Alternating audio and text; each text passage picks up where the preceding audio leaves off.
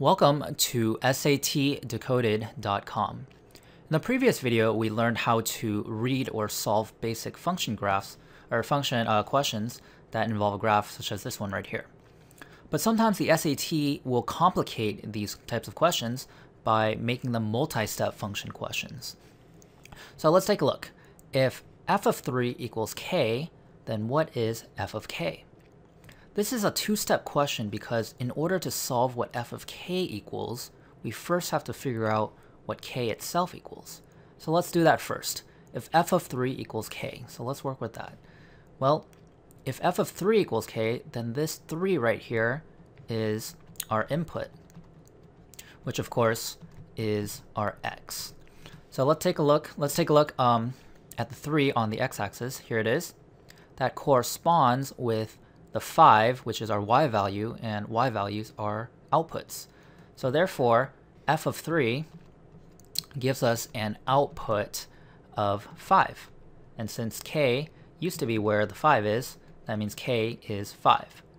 So now we can go on to the second step, f of k. In other words, f of 5 equals what? So now we just have to do the question again. This time the 5 is our input.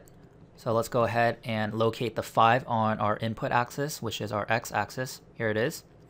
So what value does the y value have when the input is 5? Well, it's on 0 for the y value, and the y value is our output, so y equals 0. So f of 5 therefore equals 0, and 0 is our final answer. Sometimes they like to complicate it even more. Instead of asking us f of k, they might ask us what is f of 2k. So earlier we found out that f of 3 equals k and k equaled 5. So let's replace the k with the 5 right here. So this becomes f of 2 times 5. In other words, f of 10. So what does f of 10 equal? Well, let's identify our input. It's 10. So on our input axis, which is the x-axis, here it is. And that corresponds to an output value or a y value of -6.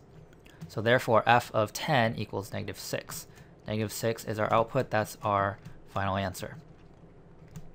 Alright guys, I'll see you in the next video.